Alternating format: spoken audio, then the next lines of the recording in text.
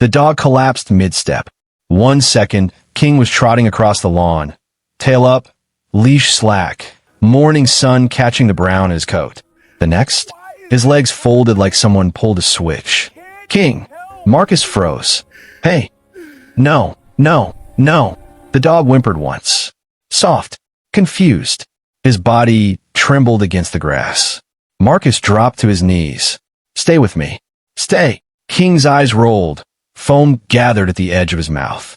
Across the fence, the neighbor's back door swung shut. Too fast. Too quiet. Marcus looked up.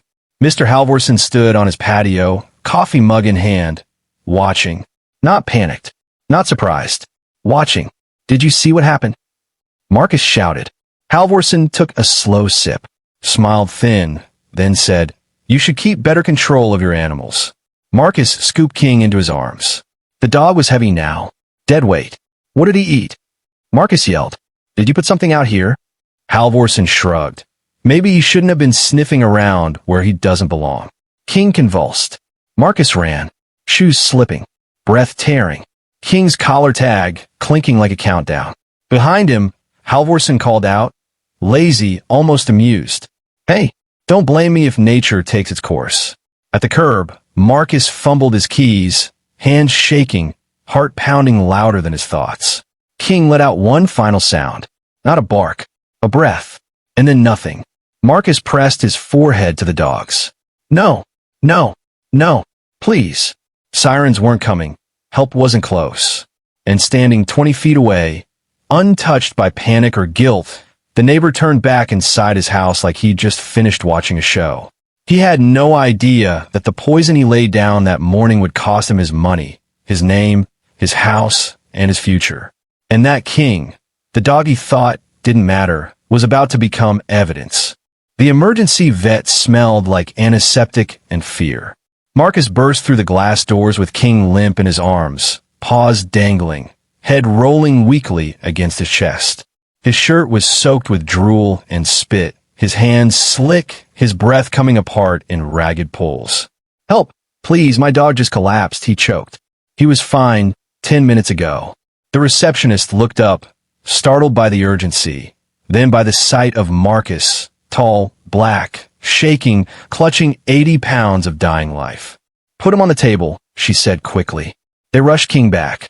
Stainless steel, bright lights, machines already waking up, beeping like alarms in a sinking ship. A tech shaved fur from King's leg. Another slid a needle in. Fluids. Oxygen. The vet, a woman with tired eyes and practiced calm, pressed fingers to King's gums, then his stomach. What did he eat? She asked. I don't know, Marcus said. Nothing different. He was in our yard. The vet's eyes flicked up. Any chance he got into chemicals? Rat poison? Antifreeze. Marcus's stomach dropped. Across the fence. The coffee mug. The smile. The words where he doesn't belong echoing in his head. Maybe, Marcus whispered. They work fast. Too fast for hope. King convulsed again. His body arched. A sound escaped his throat that didn't belong to a dog. Thin, broken, scared. Marcus grabbed the edge of the table. Hey, I'm here. I got you. The vet met his eyes. The look was already different. I need to be honest with you, she said softly. This looks like poisoning. The word landed like a gunshot. Marcus shook his head. No, he didn't. He's trained. He wouldn't.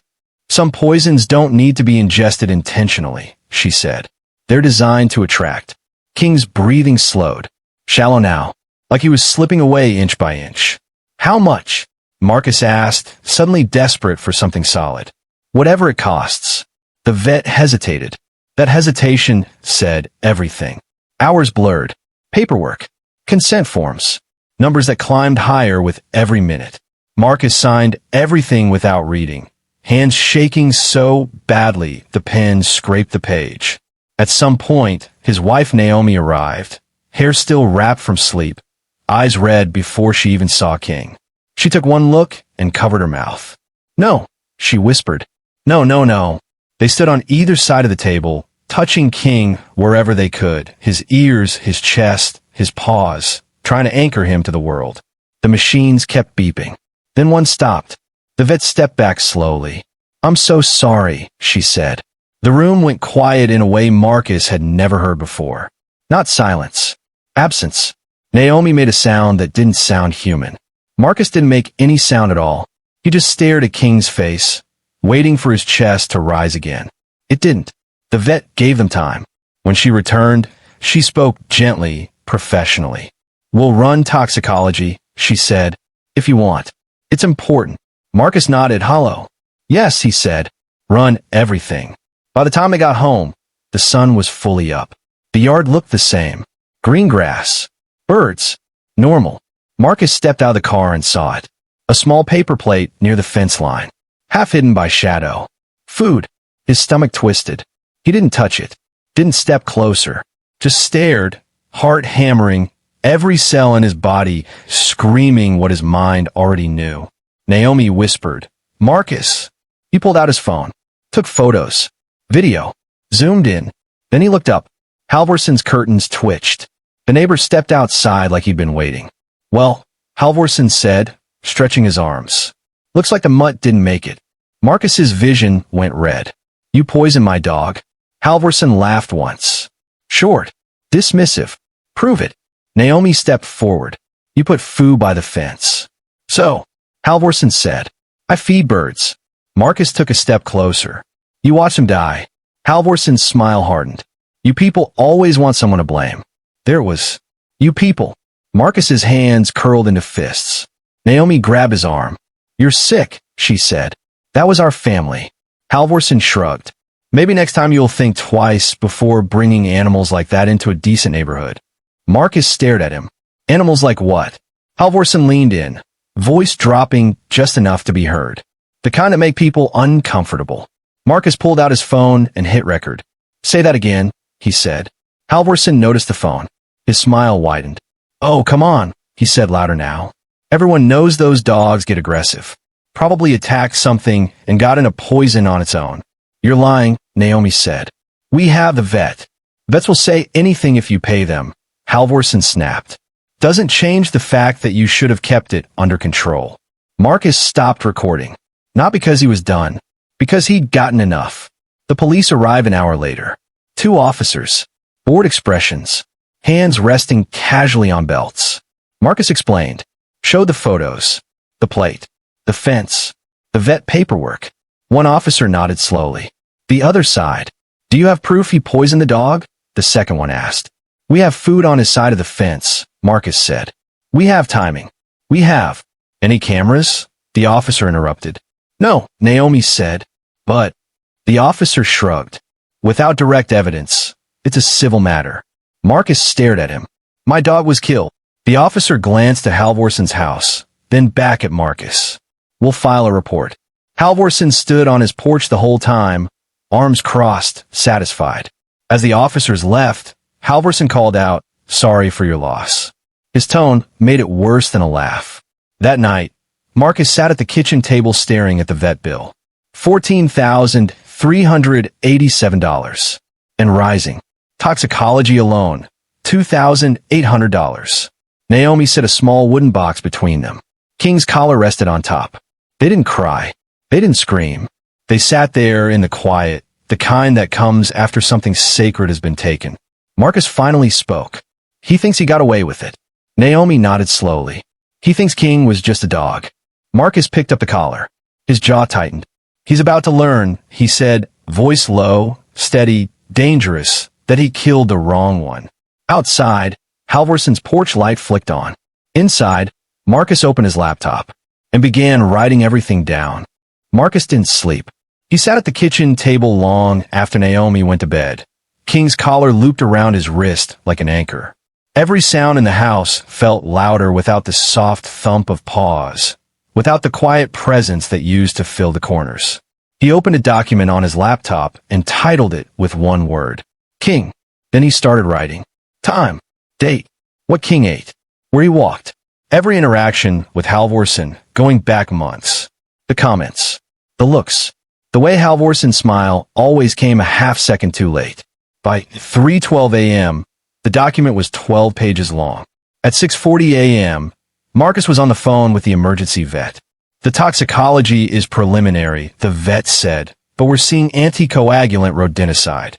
Marcus closed his eyes. Rat poison. He didn't get into any in our house, Marcus said. We don't even own any. That's consistent, she replied. This type is often placed intentionally. It's sweetened. Dogs are attracted to it. Can you put that in writing? There was a pause. Yes, she said. I can. By noon, Marcus had emailed every neighbor on the block. Short, calm, polite. Our dog King passed suddenly yesterday. The vet has confirmed poisoning. If anyone has security footage from yesterday afternoon between 4:30 and 6 p.m., please let us know. Replies trickled in, mostly condolences. Then one message stopped his breathing. Subject, footage from Mrs. Alvarez, 2 houses down. Marcus, I don't have cameras, but I saw something strange yesterday. Your neighbor was by the fence with a plate. I thought he was feeding squirrels. I didn't think much of it at the time. I'm so sorry. Marcus forwarded the email to himself, printed it, added it to the growing folder on the table. Halvorsen, meanwhile, grew louder. The next morning, Marcus stepped outside to find a handwritten sign taped to the shared fence. Control your animals. Below it, in smaller letters. This is a family neighborhood. Naomi ripped it down before Marcus could stop her. Don't, he said gently. Leave it. She looked at him. Why? Because he wants a reaction, Marcus said. And because I want evidence. They taped the sign back up. Then Marcus took photos. Video. Close-ups of the handwriting. That afternoon, Halvorsen mowed his lawn aggressively, stopping just short of the fence line. Every pass was slow, deliberate, like he wanted them watching. At one point, he cut the engine and leaned over the fence. Shame about the dog, he said, but maybe it's for the best. Those breeds are dangerous. Marcus didn't respond. Halvorsen smiled. No hard feelings, right? Marcus met his eyes. You should talk to a lawyer. Halvorsen laughed. For what? Hurt feelings. That laugh followed Marcus back into the house. 3 days later, the full toxicology report arrived. The vet didn't sugarcoat it. Cause of death, deliberate ingestion of anticoagulant rodenticide. Concentration levels indicate intentional placement in consumable food. Marcus read it twice, then a third time. Then he called the police again. This time, 2 different officers showed up. Younger, more alert. Marcus handed them the report, the photos, the emails, the sign. One officer's jaw tightened. This changes things, he said. Halvorsen stood on his porch again, arms crossed, watching. The officers walked over. Marcus couldn't hear everything, but he heard enough. No proof it was mine. That's circumstantial. You can't just. The officers returned. We're opening an investigation, the older one said. We'll need to collect the food item. Halvorsen shouted from the porch. Good luck proving anything. The officer turned back to him. Sir, do not interfere. Halvorsen raised his hands mockingly. I'm just exercising my rights. Marcus felt something shift. Not justice. Momentum. That night, Naomi found Marcus scrolling through legal websites. What are you doing? She asked softly. Looking for someone who won't let this go, he said. She sat beside him. This could get ugly. Marcus nodded. It already is. At 1:07 a.m., he clicked a link. Animal cruelty, civil rights, wrongful death.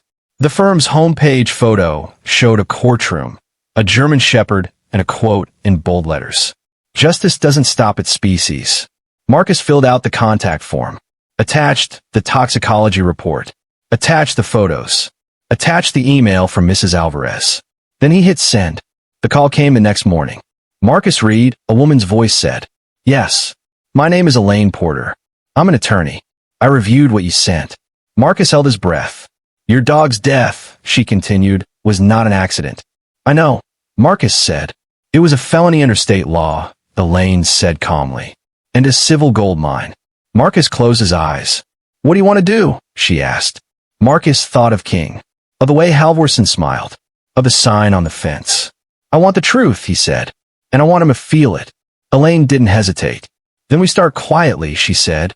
And we let him keep talking. Over the next week, everything Halvorsen did worked against him. He posted on a neighborhood forum about irresponsible owners and dangerous breeds.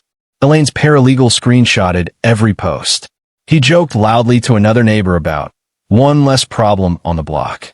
Mrs. Alvarez recorded it on her phone. He threw another plate of food near the fence. This time, Marcus caught it on camera. Clear. Undeniable. Elaine smiled when she saw the footage. "Oh," she said.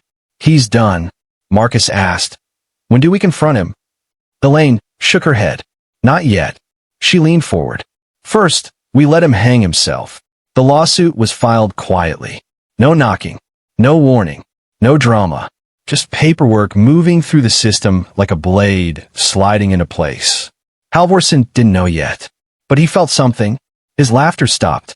His porch lights stayed off. And for the first time since King died, Marcus slept through the night. Because the quiet war had begun, and was already turning. The first crack didn't come from Siren. It came from a status update. 7:18 a.m. Halvorsen sat at his kitchen table, sunlight cutting across the granite counter, coffee steaming beside his phone. He typed with the calm confidence of a man who still believed the world worked in his favor. Sad to see people try to weaponize personal tragedy. I did nothing wrong. Some folks just don't know how to take responsibility. He hit post. Across town, Elaine Brooks' paralegal archived it within 30 seconds. By 7:42 a.m., the comments turned feral. Someone posted a screenshot from 3 weeks earlier. Halvorsen ranting about dangerous breeds and those people who think rules don't apply. Another added a grainy photo of the sign bolted to his fence. Control your animals or else. At 8:03, Mrs. Alvarez broke the dam. I stayed quiet because I was scared. I saw you by their fence with food the morning King collapsed. I didn't want trouble. I won't be silent anymore. The thread froze. Then it detonated. Screenshots multiplied. Old posts resurfaced. Neighbors tagged neighbors. A former co-worker chimed in with, "This tracks." Someone else wrote, "You always talked about teaching people lessons." Halvorsen deleted the post at 8:27. Too late. The screenshots were already everywhere. Group chats, neighborhood pages, Instagram stories with red circles and arrows. The narrative shifted in under an hour. This wasn't a tragic accident anymore. It was a pattern.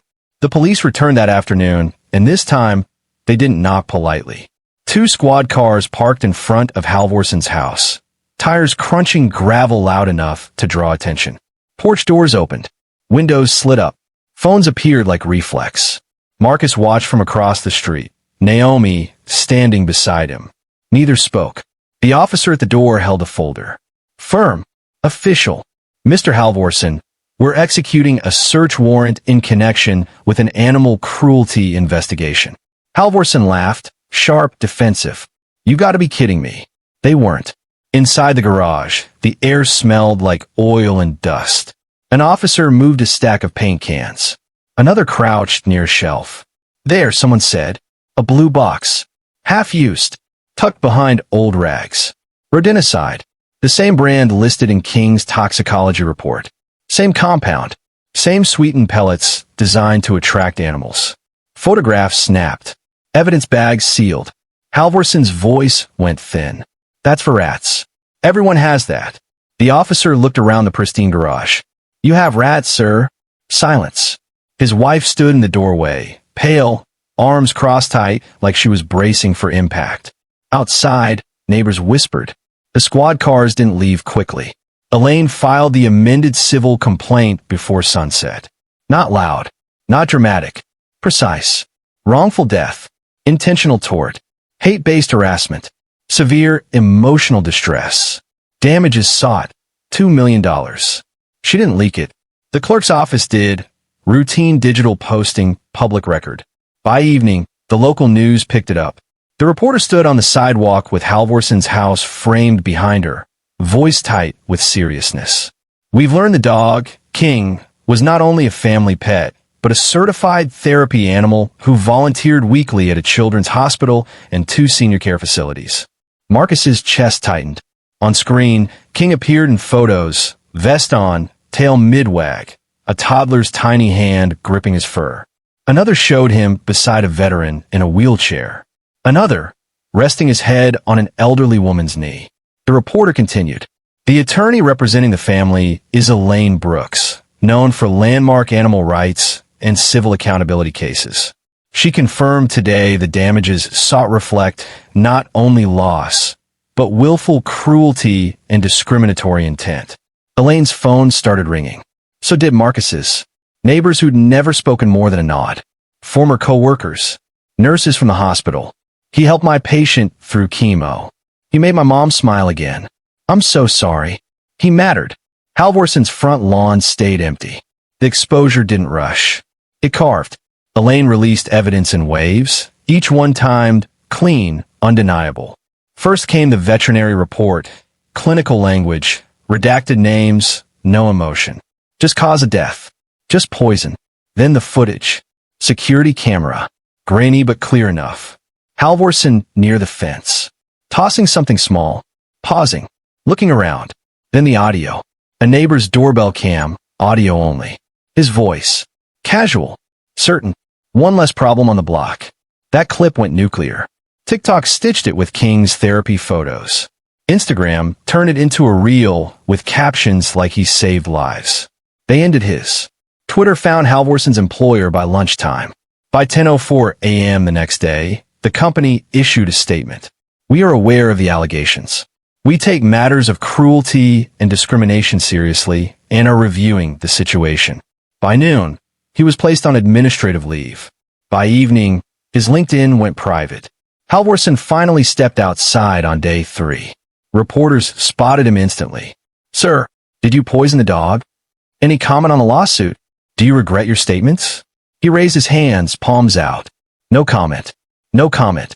Someone from the crowd yelled, Murderer! Another shouted, That dog helped kids. Halvorson flinched. For the first time, the sidewalk felt hostile. Like the ground had shifted and forgotten him. He retreated indoors without answering a single question.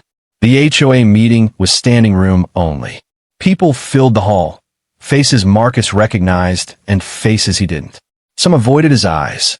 Others nodded, small, ashamed acknowledgments.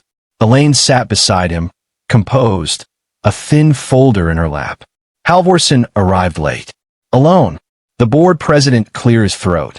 We're here to address conduct that has brought significant harm and attention to our community.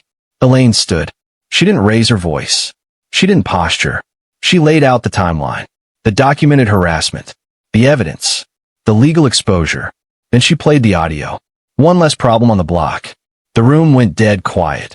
Elaine closed her folder. The question, she said evenly, is not whether Mr. Halvorson intended harm. The evidence answers that. The question is whether this community chooses accountability or complicity. The vote followed. Not close. Privileges suspended. Fines imposed. A formal recommendation to force sale pending legal outcome. Halvorson stood abruptly. This is a witch hunt. A woman near the front replied without malice. You did this to yourself. He walked out under murmurs that weren't sympathy. They were judgment. The prosecutor called 2 days later. We're filing criminal charges. Marcus thanked him. Hung up. He stood by the window where King used to lie, sunlight warming an empty space on the floor. For a moment, the house felt heavier than it ever had. Then the doorbell rang. A delivery. A plaque. From a children's hospital. In memory of King, who made our bravest patients feel safe. Naomi broke. Marcus held the plaque, fingers trembling. Not from anger, but from the weight of what King had been. Outside, a moving truck idled across the street. Halvorson was selling. Fast. Cheap. Eyes down. Shoulders hunched. No wave. No apology. Just a man shrinking under the consequences he'd built himself. Elaine texted Marcus one line. This exposure was just the beginning. And for the first time since King collapsed, Marcus believed her. The first consequence didn't come with sirens. It came with an envelope. Thick, cream-colored, certified mail. Mr. Halvorson found it taped neatly to his front door 3 mornings after King's toxicology report hit the county database. He peeled it off with 2 fingers, already irritated, already convinced it was another complaint from those people. He skimmed the header. Then he stopped breathing. Notice of civil action, intent to sue. His name spelled out in bold. His address. his property parcel number, and beneath it, 3 words that made his stomach hollow. Wrongful death. He laughed once. Sharp. Defensive. This is ridiculous, he muttered, flipping pages faster, like speed could undo ink. Then he saw the firm letterhead. Carter and Ree. Animal Rights Litigation Group. He'd heard of them. Everyone had. The firm that bankrupted breeders. The firm that made national headlines. The firm that didn't settle quietly. By noon, Halvorson was on the phone with his homeowner's insurance. No, sir, the woman said calmly. Intentional poisoning is excluded from coverage. He tried his lawyer next. Old friend. Golf buddy. There was a pause on the line. You're being sued for how much? The lawyer asked. $2 million, Halvorson snapped.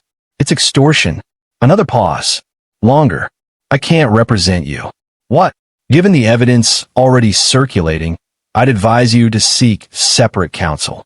The line went dead. That same afternoon, Marcus sat across from attorney Naomi Carter in a glass-walled conference room downtown. The city stretched behind her like a witness. She slid a folder across the table. Inside, photos of King. Vet reports.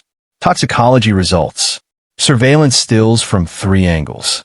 A sworn statement from the veterinary toxicologist. And at the center, King's certification. Registered therapy dog. Used weekly at a children's hospital. Trauma ward. Grief counseling. His training hours logged. His service value appraised. Naomi met Marcus's eyes. Legally, she said, this wasn't just a pet. Marcus swallowed. This was a working animal. A protected one. Across town, Halvorson's world was starting to leak. The neighborhood group chat exploded first. Someone posted the vet report. Someone else posted the security footage. Halvorson tossing something over the fence at dawn. A third message followed. That dog helped my daughter after surgery. Another. He used to sit with my mom during chemo. The tone shifted. By evening, local reporters were knocking. Halvorson didn't answer, but the cameras stayed. Sir, one called out. Do you deny placing poison on your lawn? The clip hit social media before sunset. By nightfall, the story had a headline. Therapy dog poisoned. Neighbor faces $2 million lawsuit. Sponsors pulled from the HOA newsletter the next morning. The board called an emergency meeting without Halvorson. His employer called at 10:14 a.m. We're placing you on administrative leave pending investigation. For what? He snapped. For conduct unbecoming and potential criminal exposure. The bank followed 2 hours later. We flagged your accounts, the officer said. Pending litigation of this scale affects your creditworthiness. Halvorson's hands shook as he set the phone down. He looked out the window. The lawn looked the same, but nothing else did. Meanwhile, Naomi Carter held a press conference. No theatrics. No shouting. Just facts. This case is not about a dog, she said, cameras flashing. It's about intent, bias, and the belief that some lives matter less. She paused. King mattered.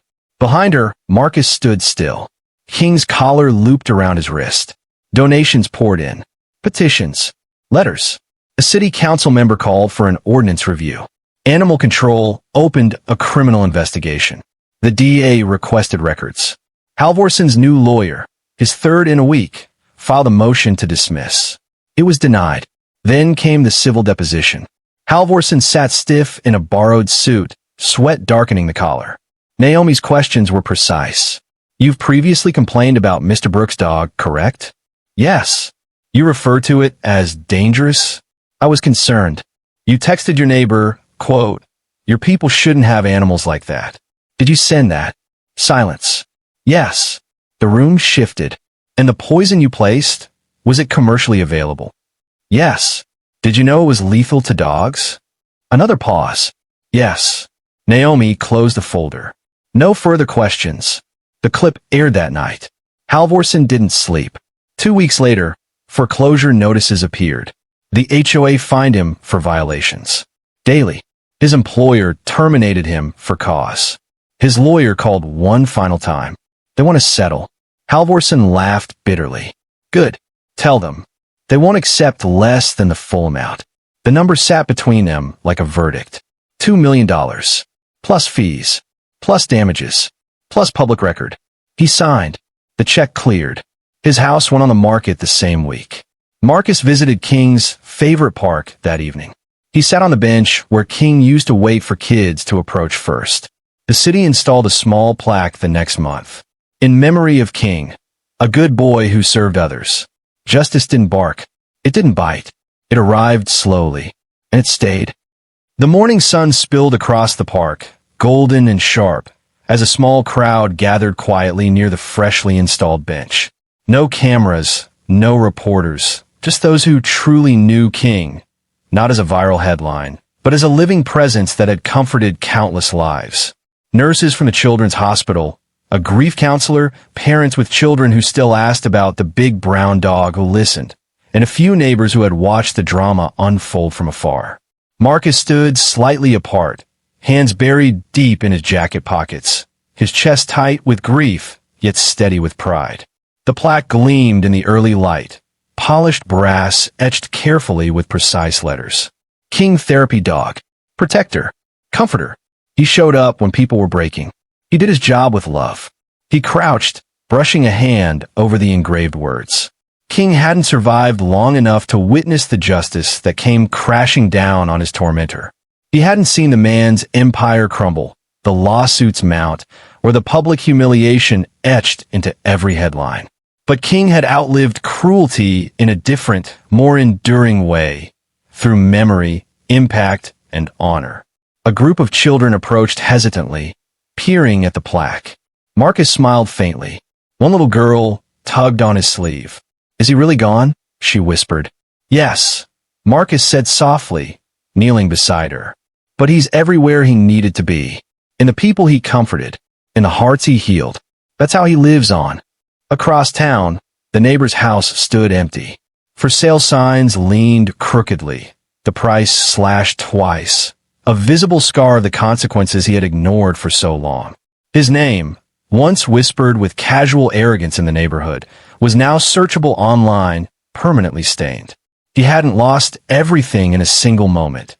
His downfall was slow, deliberate, and inescapable. Job lost, reputation shattered, friends gone, mortgage in default, the type of collapse that whispers in silence, leaving no one to cheer. Marcus walked the park slowly, feeling the breeze tug at his jacket, thinking of the sequence that had led to this day. The lawyer had been precise, methodical, unrelenting. Every veterinary report, every toxicology result, every neighborhood witness statement meticulously compiled and served. King's death was tragedy. The legal consequence was justice. But the emotional resonance, the reminder that cruelty always leaves fingerprints, was victory. He remembered the night he found King poisoned, limp on the tile floor, the neighbors standing nearby with a smug expression, unafraid of consequence. The rage he had felt then had been raw, almost unbearable, but it was focused, channeled through the lens of law and morality. Every document, every filing, every calculated press release and legal correspondence had been an act of strategy, not vengeance. Now at the plaque, Marcus felt the weight of all those decisions converge. King's paws, no longer touching the earth, were leaving prints in the lives of everyone who had loved him. Nurses whispered stories of children comforted in the ICU. Parents recalled the calming presence during storms. Marcus knew that King's legacy wasn't just in court records. It was in the quiet bravery he inspired, in the compassion he modeled, and in the unshakable proof that even in death, goodness can prevail. A crowd gathered, larger than expected. People who had witnessed the injustice from afar, neighbors who hadn't known King personally, now came to pay their respects. Some left flowers. Others placed toys or treats beside the plaque.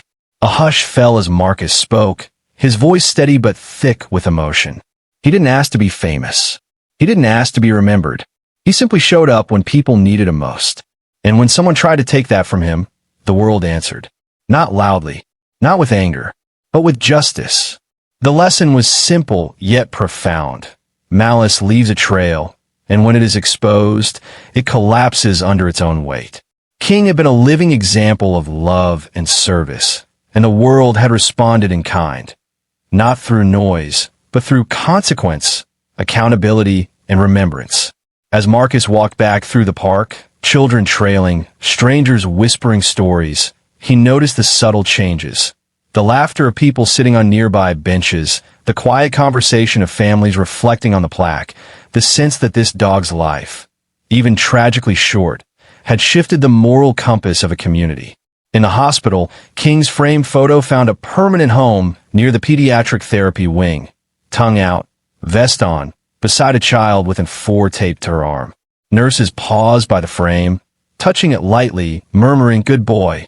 Marcus often came by, resting his hand over the frame, letting the memory anchor him. He didn't call it revenge. He called it accountability. Because cruelty doesn't need volume to be violent, and justice doesn't need rage to be final. King had done nothing wrong. He had existed. He had loved. And that, in the end, had been enough to expose evil, restore balance, and leave a mark far more lasting than anyone could erase. Malice always leaves fingerprints. Every act of cruelty, small or large, is visible to those who watch, and when exposed, it can destroy reputation, livelihood, and peace. Protect what matters. Act decisively against injustice. And remember, even the quietest acts of love leave the most indelible marks. King may no longer walk beside Marcus, but his life, courage, and service have created ripples far beyond the backyard, beyond the neighborhood, and beyond this story. The oppressor's fall is permanent, but King's legacy is immortal, a testament to the enduring power of love, loyalty, and truth. If King's story moved you, don't leave silently. Like this video to honor courage and expose cruelty.